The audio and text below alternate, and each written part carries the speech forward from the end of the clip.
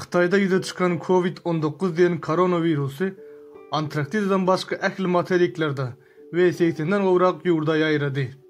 5 martda sanawlar boýunça dünýäde bu virusdan kesellenleriň sany 95.300'e deň bolup, ölenleriň sany bolsa 3200 adama ýetdi.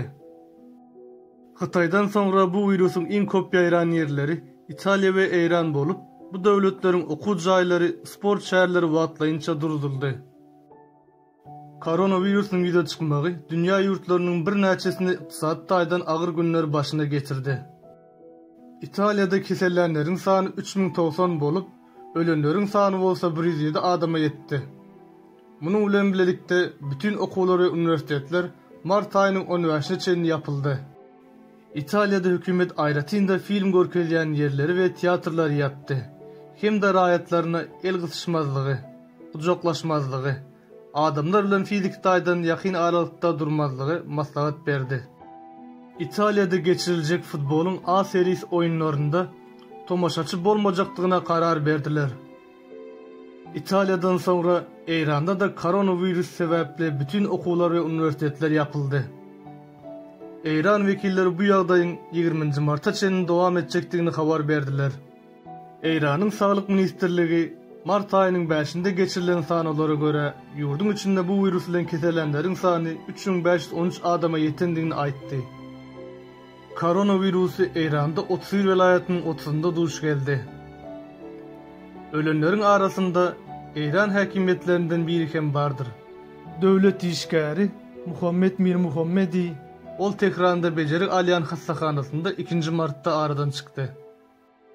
Masuma İptikar özüniň bu virus bilen kesellendigini sosial ulgamda habar berdi. Amerikanyň Birleşen Ştatlarynyň Kaliforniýa ştatynda ilkinji gedek bir adam bu virus sebäpli aradan çykdy.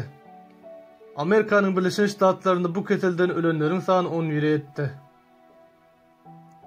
Kaliforniýada aradan çıkan adamyň San Francisco'dan Meksika'ya giden gemide bolandygy we şol ýerde virus ýokşandygyny habar berdiler.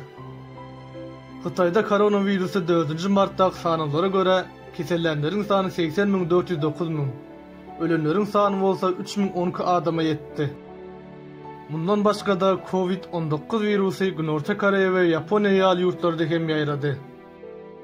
Äzreçen bu kesele garşy hiç hili derman ýa-da bejerigi ýokdur. Virusa garşy bejerigini tapmak üçin azyndan bir ýyl gerek bolýar.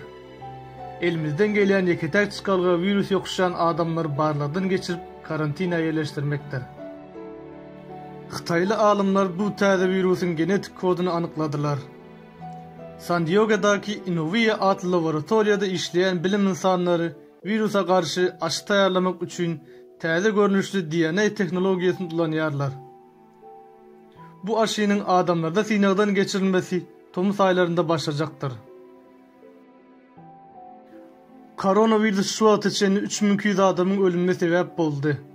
Bütün Dünya Saglyk Goraýyş Guramasynyň sanawlarynda virus ýokşan adamlaryň 81 götürüm ýeňil geçirýär. 14 götürüm agyr bir ýagdaýda, 5 götürüm bolsa has agyr ýagdaýda keseller diýip habar berildi.